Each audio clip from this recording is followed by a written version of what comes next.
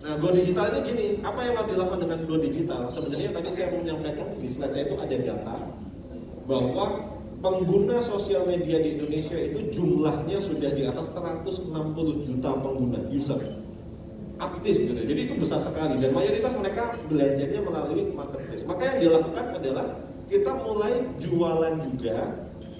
Toko-toko kita harus dibuka di toko online. Nah, maka salah satunya contoh. Ini tadi dari Mbak Farida, sudah punya toko online atau belum? Sudah, di mana toko online-nya? Di mana? Shopee. Oke. Kita bisa membedakan ada 3. Nah, ini jadi. Ini caranya kalau kita nanti mau belajar digital marketing atau kita mau belajar pemasaran digital, ada 3 minimal tahapan. Tahapannya minimal 3. Untuk orang itu sampai terjadi transaksi. Di bawah sini namanya beli. Orang itu membeli produk kita. Yang sebelum beli itu ada namanya daftar. Ini pakai yang sederhana aja. Yang di sini tahu. Nah, jadi kenapa kok saya sudah punya toko kok belum ramai? Bisa jadi di sini Anda sudah punya toko di marketplace. Tapi ternyata yang mengunjungi toko kita itu rendah, nggak ada yang berkunjung.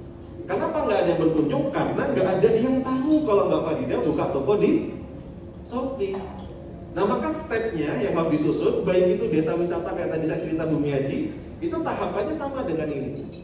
Yang pertama, kita memang punya dulu ya untuk tempat orang membeli, ada misalnya tempatnya, spotnya. Apa? Kita bisa pakai misalnya marketplace. Jadi ada 3 yang bisa dipakai sebenarnya.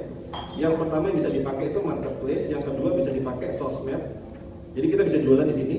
Dan yang ketiga bisa pakai web. Anda boleh milih, lebih suka mana? Marketplace itu disediakan tinggal pakai gratis biasanya. Sosmed itu dikelola kita, kalau marketplace kan biasanya ikut bareng. Atau kita mau buat website sendiri, tapi urutannya dari nomor 1 itu yang lebih efektif. Kalau website itu kita butuh keahlian, modal untuk bangun websitenya. Nah, jadi lebih enak pakai marketplace. Tapi Mbak, untuk orang bisa datang ke marketplace kita, maka kita harus di sini melakukan yang namanya promosi. Nah, promosinya bisa dilakukan lewat sosmed. Contoh, jangan bisa jadi foto produknya, ya, share di sosial media. Tapi di sosial media diarahkan untuk dia transaksinya belinya di Shopee. Kenapa? Gratis, ongkos. Nah, jadi ini dia namanya funneling, dibuat funneling. Jadi di-attract dulu orang itu tahu, datang dan beli. Kenapa ketika saya mengembangkan Bumi Haji sampai buat casting, datangkan stand up komedian, warga dilibatkan buat film. Nah, itu filmnya, itu kita lakukan ads-nya ini benar-benar pakai promosinya pakai iklan. Berbayar. Jadi kita iklan di Facebook, iklan di Instagram. Jadi bukan hanya sekedar posting. Karena kalau cuma posting, nanti kita ketemunya yang lihat ya teman-teman kita juga, yang lihat warga-warga kita juga. Nah, saya waktu itu iklankan. Untuk orang tua Bumi Haji yang ditembak mana? Saya koordinasi dengan dari Dinas Pariwisata Kota Batu. Kunjungan ke Batu itu paling tinggi dari mana? Kita tracking 5 besarnya. Surabaya, Jakarta, kota-kota itu. Nah, iklannya bukan iklan di Kota Batu, tapi iklannya ditembakannya ke sana. Jadi iklannya dengan target audiens yang lihat itu Jakarta, Surabaya, gitu, Jogja. Jadi kita tembaknya iklan ke sana. Jangan iklan di tempat kita, yang lihat kita juga. Nah, ketika kita promosi dan iklan, bisa pakai FB Ads, ada pakai IG Ads, pakai Google Ads, macam-macam. Nah, kalau teman-teman misalnya ini mungkin nanti bisa tanya sama teman-teman yang lebih expert. Ya, hari ini mungkin kelas kita bukan workshop tentang digital marketing, tapi kalau misalnya kelasnya memang workshop digital marketing, saya kasih tahu ini yang namanya FB Ads itu kayak gini. IG Ads itu seperti ini. Karena Facebook kita tidak selalu bisa untuk pasangan gitu, karena kita harus punya business manager dan seterusnya untuk kita bisa iklan. Nah, ketika sudah dipromosikan, orang datang, baru nanti orang itu akan beli. Nah, tahapannya gitu. Nah, jadi kalau tadi ditanya, apa yang bisa dilakukan? Yang dilakukan pakai pendekatan go digital. Nah, dengan go digital, itu market masih ada. Dan Anda bisa riset, di Google itu bisa di riset. Orang yang cari keripik tempe di Indonesia, kota mana saja yang banyak? Tinggal masuk ke dalam Google, nanti ada Google keyword itu, dicek, Anda masukkan keripik tempe, itu nanti akan muncul. Bisa guys, online guys. Kalau online langsung coba di online. Nah, kalau itu nanti online di Google itu langsung bisa melihat kota-kota mana saja yang banyak orang cari keripik tempe. Udah langsung iklan di sana. Tapi nanti langsung dari iklan diarahkan bukanya ke marketplace. Itu insya Allah akan tinggi. Nah itu saya lakukan di Nolongsol, saya lakukan di kalau di Nolongsol karena market kita Indonesia, jadi iklannya per outlet, iklan Malang di mana, iklannya Surabaya di mana. Nah itu kita tambahin perumahan-perumahannya. Alhamdulillah omsetnya sekarang sudah mulai pulih lagi, tapi transaksinya pindah ke marketplace. Ini termasuk Gojek, GoFood itu marketplace.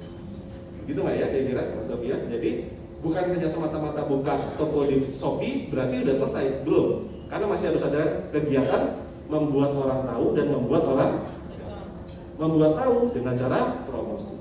Membuat datang, kasih gimmick misalnya, gimmicknya itu beli ini diskon 10%, tanggal sekian itu akan membuat attract orang untuk datang. Dan nanti membuat orang beli, ya nanti tinggal dioptimasi di marketplace. Yang kedua strategi pemasaran digital, ini dari Pak Jam tadi. Nah ini sekaligus menjawab ya, sudah jadi satu. Kenapa kok yang tadi kayaknya over gitu? Ya karena mungkin dibuat oleh kita, ya teman-temannya friend yang cat itu tadi cuma kita aja. Tapi coba lihat Amazing Malang, itu followernya sampai puluhan ribu, itu orang bukan hanya dari Malang saja. Karena iklannya ditembakkan di luar Malang. Yang ketiga, bagaimana membuat masyarakat lebih membuat masyarakat Mas. Ini salah ngopi tadi. Untuk teman-teman semua, Kena susu. minimal itu ada 3 tahapan. Inisiator.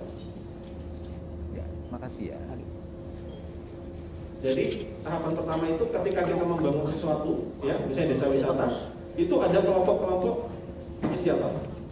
Inisiator ini apa? Inisiator ini orang-orang yang punya semangat 45 untuk mewujudkan. Biasanya jumlahnya sedikit sekali dan banyak ditentang sama orang. Betul apa betul? Iya. Nah bisa jadi yang ada di sini ini adalah para inisiator. Ini tepuk tangannya luar biasa buat teman-teman di sini. Karena pasti idenya dikecilkan, diremehkan, nggak bakal jalan, nggak ada yang mensupport. Tapi inisiator ini orang yang pantang mundur, jalan dulu, cari jalan. Jumlahnya sedikit sekali dan kecil sekali. Nah desa wisata nggak akan jalan tanpa ada inisiator. Dan inisiator saya setuju tadi sama teman-teman bahwa inisiator itu harus dari lokal. Kalau nggak dari lokal nggak bisa. Dan gila. Benar. Kalau nggak gila juga nggak. Pasti gila, telinganya harus ngomongin orang. Angklung Ujo itu apa nggak luar biasa dulu ditentangnya. Ya contohnya. Terus kayak contohnya misalnya artis yang akhirnya masuk ke social enterprise, kayak saya kemarin ketemu ngobrol banyak banget. Ada yang ingat dulu gitaris, nyanyi, lagunya banyak. Sekarang tinggal di Tangerang Selatan. Dan dia punya satu kayak padepokan besar dan itu tempatnya luar biasa sekarang. Ada namanya, yang tahu nggak? Bukan, Kandang Wallace. Dia punya kandang jurang namanya Dik Doang. Dik Doang itu luar biasa, bagi saya contoh inisiator, gila juga gitu. Ya. Rumahnya itu nggak ada pagernya, dibangun tempat untuk pementasan dan lain-lain. Orang silakan main sesukanya, tapi dididik seni sama dia, dan akhirnya sekarang jadi bagus tempatnya. Nah ini namanya inisiator. Nah kalau sudah ada inisiator, nanti inisiator itu tugasnya memang apa? Tugasnya adalah membuktikan ide itu jalan, proven. Nah biasanya kalau idenya sudah terbukti jalan, ada orang datang, maka akan muncul yang tahapan kedua, namanya follower. Nah jadi orang-orang, yang kedua itu namanya user. Inisiator. Nah ada orang-orang tipikal kedua, user. User ini apa? Ketika sudah kelihatan ada tamu banyak datang, oh iya aku tak buka rumah makan kayaknya cocok. Nah, gitu. Tamu banyak datang, wah iya aku tak nyewakan rumahku jadi guest house kayaknya bisa. Kelihatan datang, aku tak gawe warkop. Ini dia tamu banyak datang, aku tak gawe. Ada kayak gitu? Nah biasanya mereka yang dulu mungkin awal-awal masih agak ini, mulai kelihatan ada hasilnya, mulai mau improve. Nah itu namanya user. Orang-orang yang dia menikmati atau menggunakan kayak gitu ketika sudah jadi.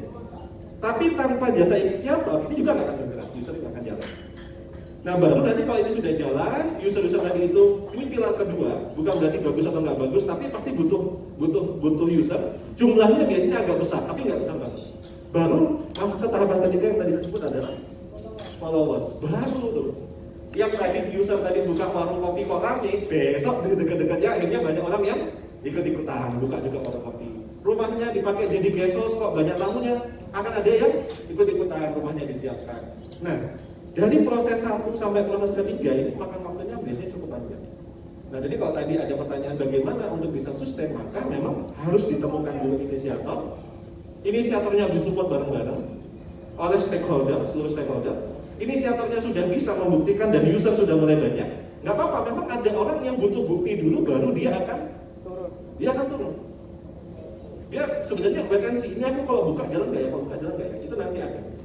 Nah nanti kalau sudah gede baru ini followers. Nah tapi saya mau tanya, kira-kira ketika desa wisatanya jadi, siapa orang yang akan dikenal, orang yang akan dilihat, atau usaha yang akan jalan yang mana duluan kira-kira yang paling besar? Yang followers, yang 3, yang user, atau yang inisiator? Pasti akan mulai jadi inisiator. Jadi tenang aja, effort Anda mungkin besar, tapi nanti kalau jadi, Anda juga yang pasti akan dicari sama orang. Kira-kira gitu. Itu Mbak jawabannya. Jadi tahapannya memang nggak instan, nggak semudah membalik telapak tangan gitu. Tapi ada sebuah proses. Ya. Prosesnya mungkin panjang, tapi nah kalau yang instan tuh biasanya cepat kenyang, cepat dapat lagi kan yang instan ya. Oke, coba misalnya bagaimana caranya untuk bisa promo yang promosi ini untuk hal-hal yang sifatnya kasat mata, wisata religi. Nah, dan itu kan nggak bisa dimasukkan ke marketplace, nggak ada marketplace-nya gitu.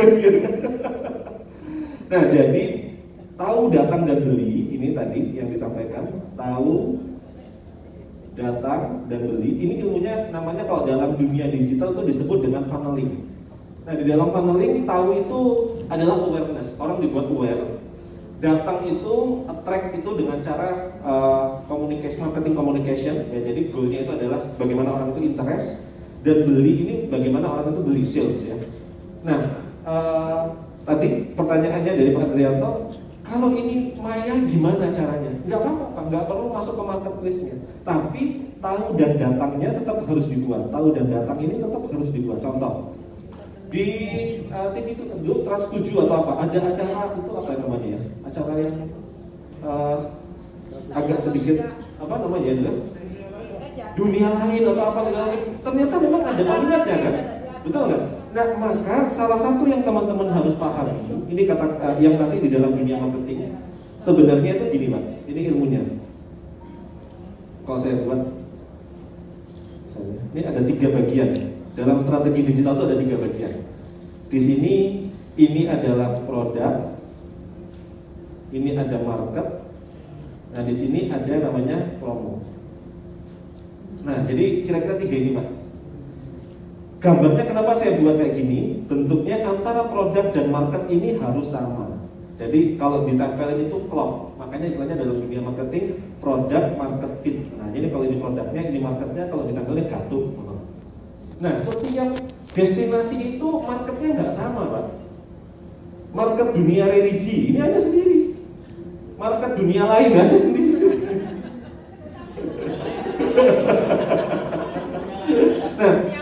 Nah jadi di sini 20 itu bisa jadi nggak sama. Yang sukanya ke pantai, yang sukanya ke gunung, yang sukanya ke tempat-tempat yang apa namanya spot selfie, ini nggak sama.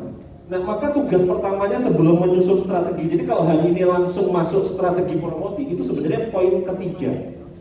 Poin pertama itu yang harus jelas dulu produknya. 1, Bapak Ibu punya potensi apa? 2, yang harus selesai itu adalah marketnya siapa? 3, baru ngomongin hari ini promosi. Promosi kalau nggak tahu pasarnya, semua gebriak-gebriak, jebret semuanya diiklankan. Ya belum tentu ada yang beli. Nah maka harus tahu, kalau misalnya contoh, ini contoh sederhana ya, kalau ke Bali, mereka yang suka ke pantai dan mereka yang sukanya ke Ubud itu beda. Yang duitnya pas-pasan, biasanya itu larinya ke pantai Pak. Tapi yang duitnya banyak larinya ke Ubud. Nah itu berarti treatmentnya, hospitality-nya nggak sama.